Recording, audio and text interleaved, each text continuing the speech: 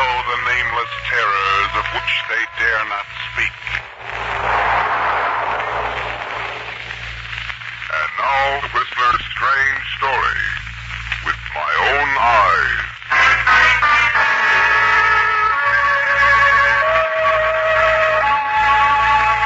Although it was past 4, the Florida sun was hot and blinding. And Christine wished for the 20th time she hadn't left her dark glasses back at the hotel. She wished, too, that she weren't so tired of walking. That the New York doctor who had prescribed a rest for her had had sense enough not to recommend Florida at the height of the winter season. And she wished fervently that somewhere in Crescent Bay she'd find a place to live at something less than $20 a day. It was despondency more than anything else that made her stop before the big house with the tall white wall around it, look down the walk to the door, and decide to give it a try. It was a big house. There must be extra rooms, and they couldn't do more than say no. Yes? Well, I'm sorry to bother you, but I was hoping you could help me. You see, my doctor's ordered me here for my health. I arrived day before yesterday, and I... What did you say? Come in. Oh, thank you. This way. My name's Christine McKay. I'm staying at the hotel now, but I really can't afford to stay there any longer. And Oh, sorry. I didn't see that shed. So right outside. Oh, never mind that. Come over here and sit down. Thank you. Now, have you decided where you want to stay? Decided? Well, this is an older house, but I think you'll be comfortable. I could let you have that room at the top of the stairs. It has its own private bath. You mean that And there's an acre or so of garden inside the wall in the summer house. I'm sure you'll be happy here. Wait a minute. You mean I can have the room? Well, I want you to take it. I'm a little lonely here. Well, I'd like to have someone around. What about the rent? Well, would $10 be too much? $10 a week? Well, let's make it $7.50. Is that all right? It's wonderful. You'll take the room then? Of course. You don't know what this means to me, Mrs. Drake. Mrs. Henry Drake. Here. Now, I want you to move in right away. Tonight. Here's the key, and I'll write down the address so you'll be sure to find the house again. Now, let's see. Oh, here's a piece of paper. 1220 Biscayne Road. There. And there you are. Thank you, Mrs. T. Thank you so much. Now, you run along and get your things. When can you come back? Well, I've an awful lot to do in town. I may be late. Well, you can let yourself in with your key and go right up to your room on the left at the head of the stairs. But you will be here tonight. Of course, Mrs. Drake. I'll be here tonight.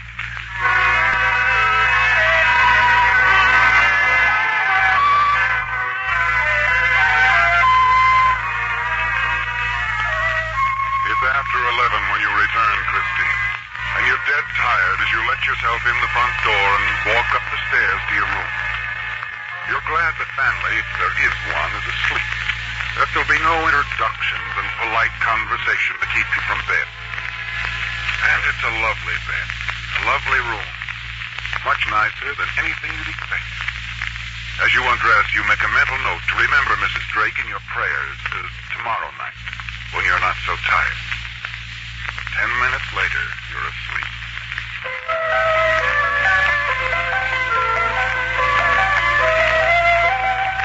But it's a peculiar sleep. Blackness at first, complete rest. And then later, something that seems to intrude. Something annoying, almost frightening. And then suddenly you find yourself sitting bolt upright in bed, listening.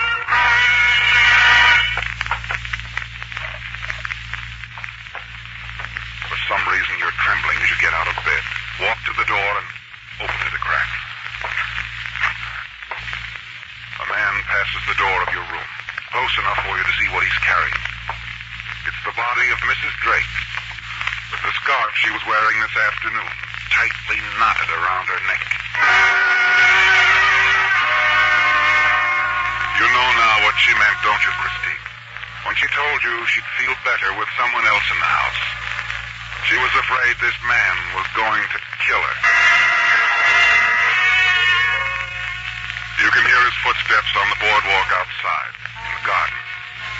rather than take a chance on facing him somewhere down there in the darkness, you decide to lock yourself in your room and wait until morning. You turn the key in the lock, and a few minutes later you hear his steps on the boardwalk again, coming back to the house.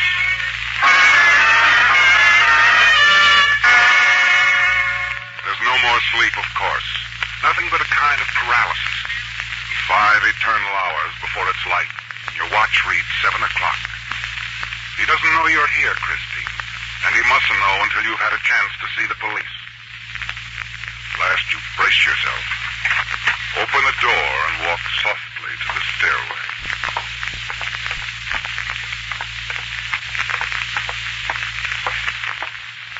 I beg your pardon. Did I frighten you? Well, I'm sorry, but you see, you frightened me, too. I didn't know I had a visitor. Well, I thought I'd leave without disturbing you, Mrs. Drake. I plan to take a morning walk down to the beach. Did you say Mrs. Drake? Why, yes. Didn't she tell you? Tell me what? She rented me the room at the head of the stairs yesterday afternoon. No, she didn't tell me that. When did you come here? Last night. I was a little late and... What time? I don't know. Tell me, what time? I think about 11. Oh, I see. If you don't mind... Wait a minute. Why did you come to this house? Well, I came to Florida for my health. Health? What's wrong with you? Nerves mostly. I need a rest. Oh, nerves. Did you sleep well last night? Fairly well. Oh, good. There's nothing like sleep for a case of nerves. Now, if you don't mind... No, don't go. Let me fix you some breakfast. What about it? I think I'd better go. Ridiculous going off without breakfast. Just a cup of coffee. Please. I won't take no for an answer. I insist on. Why are you looking at me like that? You don't intend to let me go, do you? Huh? Oh, don't be silly now. There's no point in bluffing any longer. Why don't you have Mrs. Drake fix us some breakfast? Yes, I suppose I shouldn't bluff any longer. You're in a pretty bad way, young lady. You see, that's why I asked you about your illness. Nerves do funny things. What do you mean? My wife isn't here. She's been in Fort Lauderdale for a week. I'm at a loss as to how you got in and where you got the amazing idea that she rented a room to you. I saw you last night, walking down the hall, carrying her body in your arms with a scarf. Well, you do need to rest, don't you? A nightmare like that is... Tell me it was a nightmare. I saw it with my own eyes. My dear, easy. You let me go! Yes, of course I'll let you go. As a matter of fact, I want you to go. You mean? Well, how do you think it looks for a man to have a pretty girl in the house with his wife out of town? I've got a reputation, you know. Now, you run upstairs and get your things. If you insist on leaving without breakfast, I'm afraid I can't drive you to where you're going. You'll have to call a taxi. And, a word of advice, my dear. Take care of yourself. Will you? You do need to rest.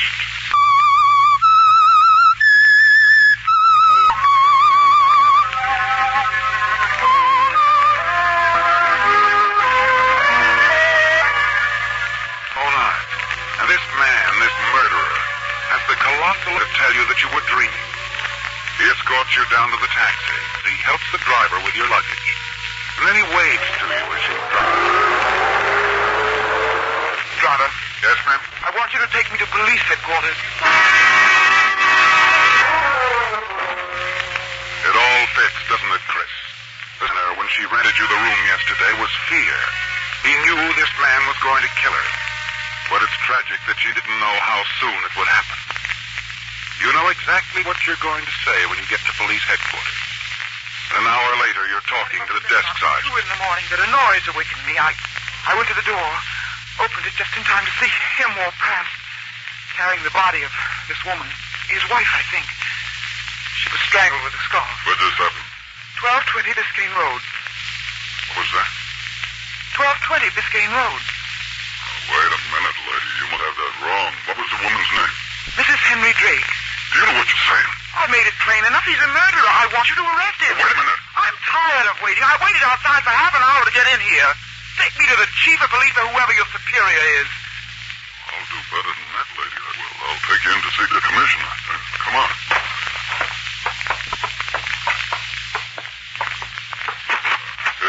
Here we are. Go ahead. Good morning, Commissioner. Good morning, Joe. What's the matter, young lady? Still troubled with nerves? There's no point in my staying here, Father. Oh, not at all. Close the door, Joe. Yes. My name is Henry Drake, young lady. I'm police commissioner here in Crescent Bay. Commissioner, she was telling me some yarn about... Yes, I know, Joe. She told it to me about an hour ago. It wasn't a yarn. It was the truth, and you know it. Now, if you'll excuse me, I'll find someone who'll do something about it. Just a minute now. I've tried to be lenient with you because I know you're not well. I want to convince you, however, that you are making a very serious charge. I'm quite aware of that. Very well. Joe? Yes, Commissioner? Call in Chief of Police Norton and Captain Evans of Homicide. If this lady is going to tell her story, I think you should tell it to the proper people.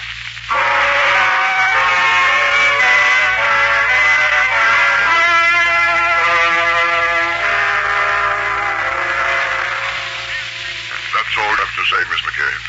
That's all. I know you can understand my embarrassment, gentlemen. Where she got that key to my house is a puzzle, of course. I think, though, that the fact that she admits that she came here for her health, her nerves, might account for her strange dream and the imaginary woman who rented her the room. I saw it with my own eyes. Just a minute. Commissioner.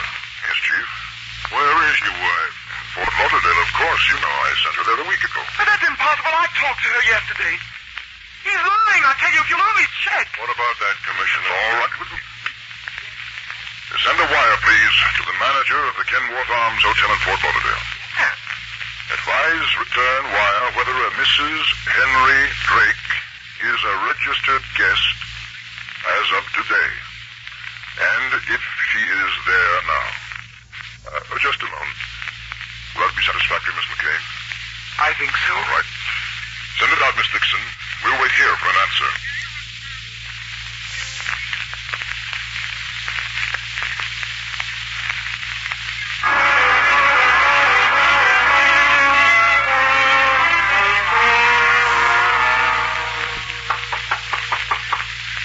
Come in. Here's the answer to that wire, Mr. Drake. Oh, good. Let's see.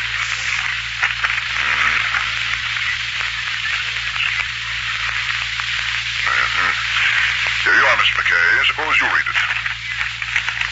Mrs. Henry Drake has been our guest since the 16th. Sitting in lobby at this moment. Graves. Well, I guess that ought to settle that. It doesn't settle anything. It only means some woman is staying at that hotel posing as Mrs. Drake. What now, Chief?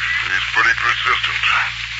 How far is Fort Lauderdale? Couple of hours. Do you know Mrs. Drake? Have you met her? Of course I know her. Well, let's go down there right now. I'll prove to you that this woman in Fort Lauderdale is an imposter. Commissioner, I know how you feel about all this.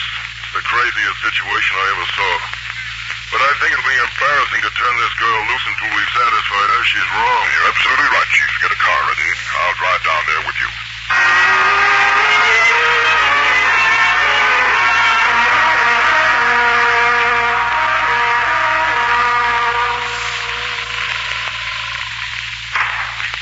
Third floor.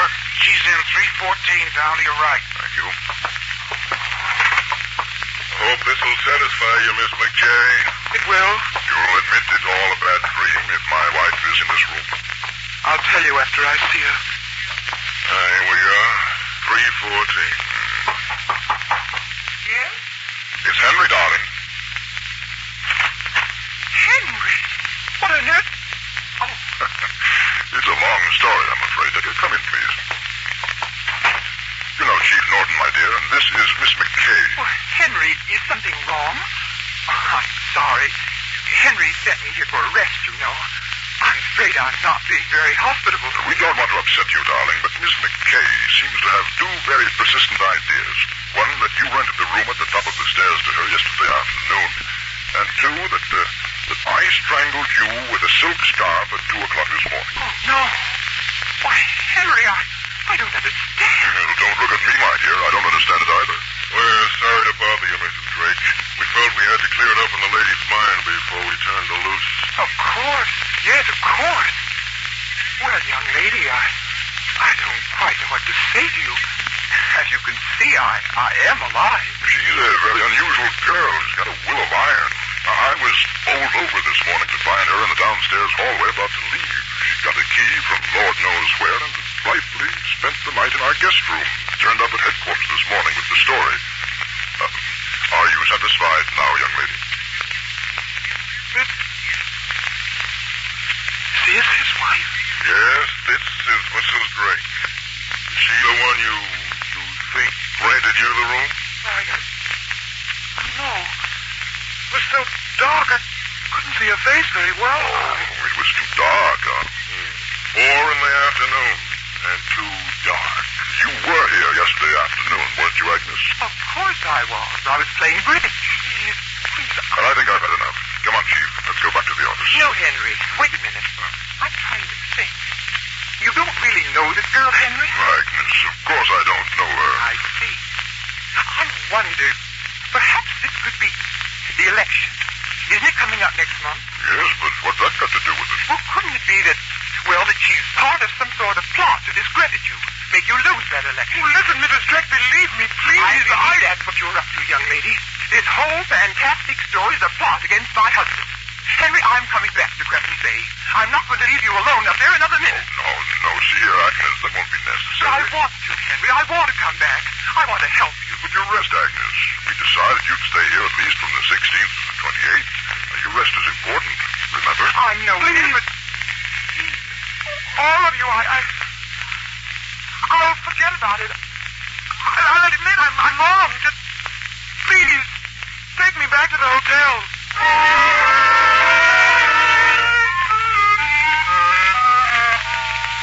You're bewildered now, aren't you, Chris? Frustrated and helpless. Yes. As you pace the floor of your hotel room, the past 24 hours does seem like a dream. And you almost believe you did have a nightmare. That is until you reach into your purse for a cigarette and run across a scrap of yellow paper. The one the lady who rented the room gave you with her address on one side. 1220 Biscayne Road. That's not a nightmare, is it, Chris? The address she wrote and handed to you. Slowly you turn the torn scrap of yellow paper over. It's the top part of a telegram. The printed Western Union heading and part of the line of code letters. A telegram, Chris. A long chance, but it's worth investigating. This telegram might shed some light on your bewildering situation. You rush to the Western Union office.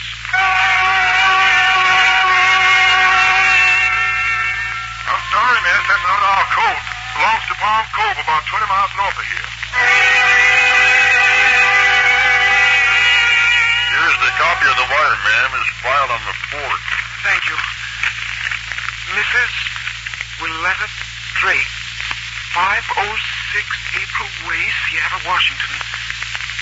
Happy to settle on your terms, provided you come here in person between the 16th and 28th. Henry. Is that what you wanted, ma'am? Yes. Yes, this is just what I wanted.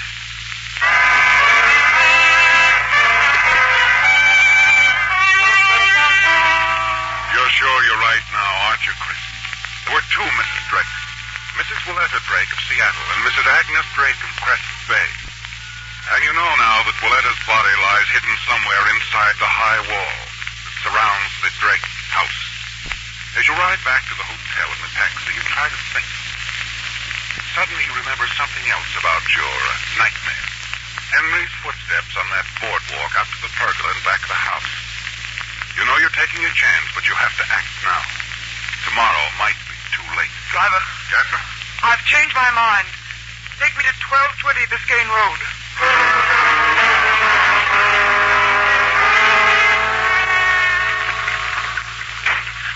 Will you wait, please? Right. I don't think I'll be long, but be sure to wait, please.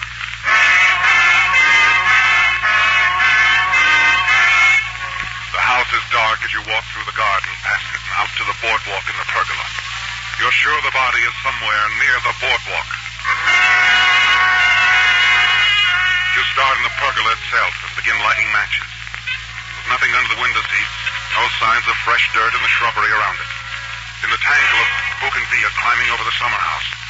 In the rose beds. The tool shed. The hothouse. The shallow ornamental well next to the boardwalk. 10 minutes pass. The matches are gone now, and you've found nothing. Not a sign. There's nothing to do but go back.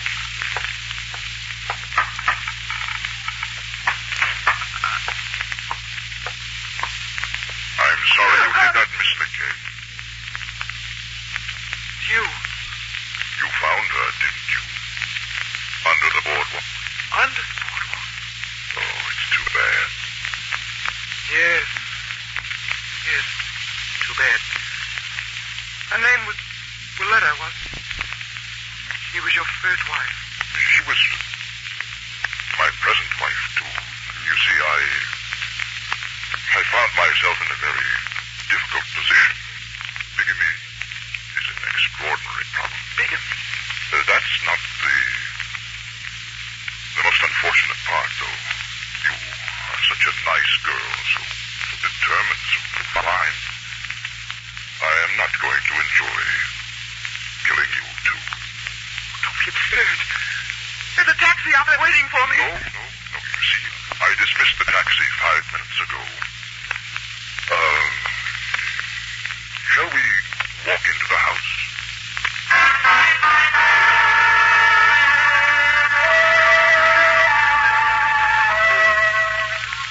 There's no turning back now, is there, Chris? You're sure Henry Drake is going to kill you. And his grip on your arm, so tight that your hand turns cold, tells you he means what he says. Before you can even think to cry out, the heavy door is closed behind you. I wish there was some other way. I knew I'd have to kill you sooner or later when you told me you'd been in the house all night. Please, listen. I knew then that you had seen it. You couldn't help seeing it. There was a struggle.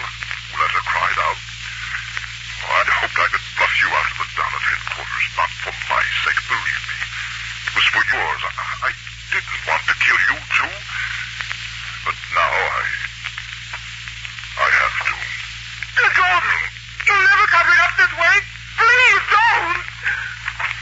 I thought I'd find you two together. Agnes, you shouldn't have come. I told you not. I know, Henry. And now I see why. Please, Agnes, you don't understand. I understand more than you know, Henry. Do you think I'm blind? I've known for a long time that there was another woman in your life. When you insisted that I go to Fort Lauderdale for a while, I knew why you wanted me out of the way. So that you and this woman... Oh, no, Mrs. Drake, you're wrong. I don't want to hear anything you have to say. Agnes, you're so very wrong. You're upset. You don't know yes, what you're saying. Henry, I am upset. But I'm not wrong. I know what I'm doing.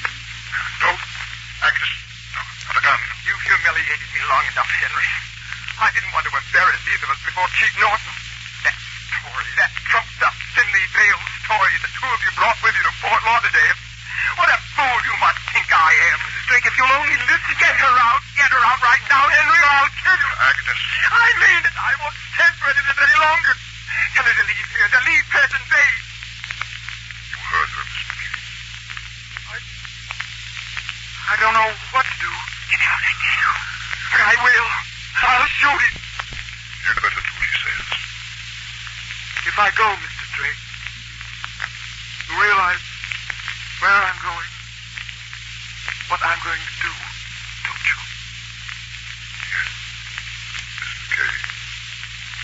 I know exactly where you're going, and just what you're going to do. And this time I think they'll believe you. But I don't seem to have very much choice in the matter, do I? And so ends another strange story as told by the Whistler. This is the United States Armed Forces Radio Service, the voice of information and education.